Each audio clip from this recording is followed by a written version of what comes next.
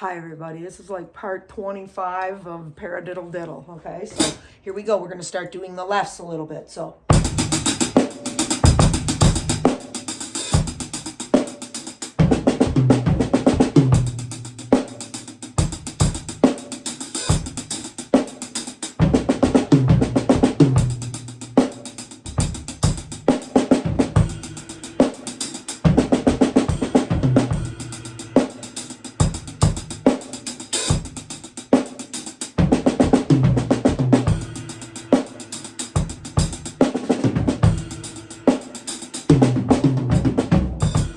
Okay, hey, today, of course, we're back into the Paradiddle-Diddle, okay, for the umpteenth time. I know it's been a lot of lessons this way, but it's a very expansive idea, okay? These types of things coordinate you 7 ways to Sunday, too, okay? So they're great. They're great foundational exercises to really, like I said, very highly coordinate you on some sophisticated patterns, okay? Let's just say it like that. All right, so let's take a look now. We're moving the left hand a little bit, or I should say we're pulling or pushing the lefts, okay? So some of those combinations were then 1, 2, 3, 4, 5, 6.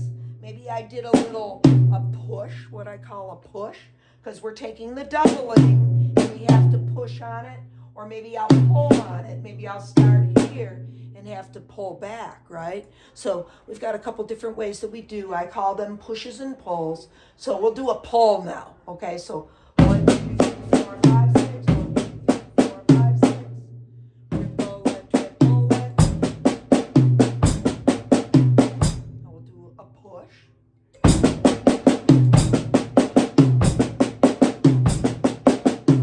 Right? Okay? And then maybe a little combo of each. It's a little hard to do that, right, back to back, but it's good practice. Okay, so we'll do a pull and then I'll do a push. So.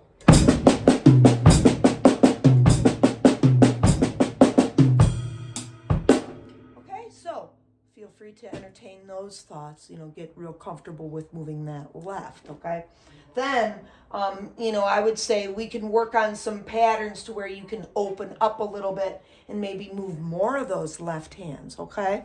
Or let me show you another one where we're gonna maybe incorporate some nice cymbal hits that we're gonna hit with some bass drum tags, okay? So think about our pattern. We've been, pushing and pulling our notes and stuff. So why don't we still keep it where we're gonna go? I'll just start from the beginning with this. You're gonna do 2 notes on your singles to cymbals with bass work. So 1, 2, and then do a pull. 3, 4, and then just 5, 6. Okay, so 1, 2, 3, 4, 5, 6. You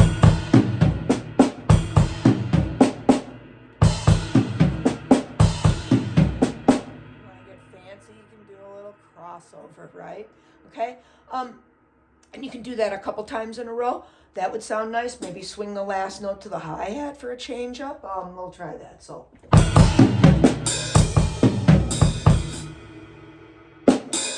Okay, so there's a bunch of different ways that, your body and your brain will end up finding, a nice little seat for itself, right? So many times when we play, in a way, our body's ahead of us. I know it sounds a little funny, like how can that happen? But it's from experience, from years of playing that, and this has happened so many times.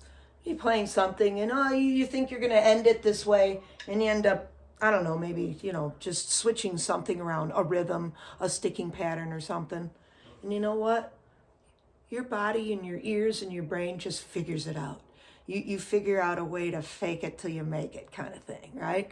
And like I said, it wouldn't happen that often, but when it did happen, it's almost like a cool thing because it's like you're in the moment. You're not counting necessarily.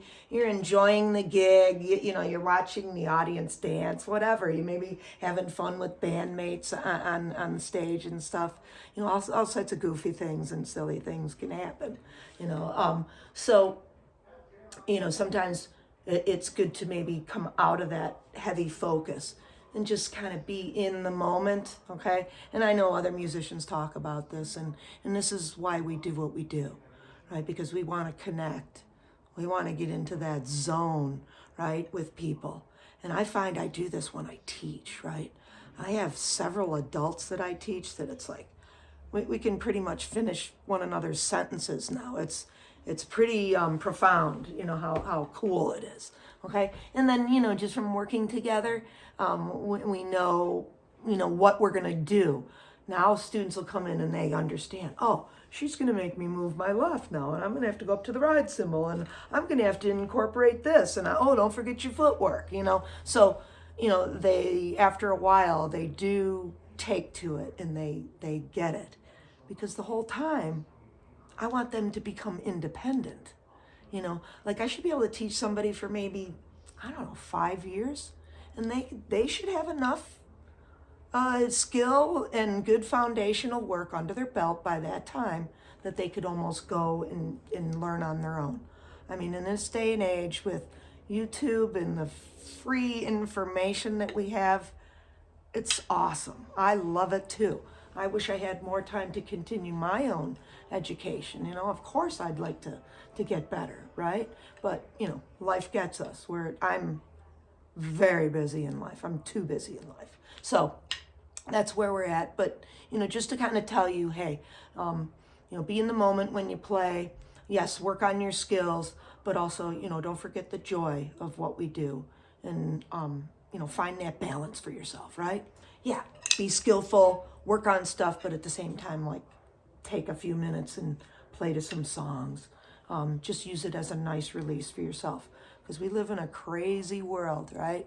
A lot of ups and downs. We're on a roller coaster a lot, emotionally, mentally, right? And aren't we lucky? Aren't we the fortunate ones to have this instrument to run to, right? Okay, everybody, have a great week. And I will see you on the flip-flop. Take care.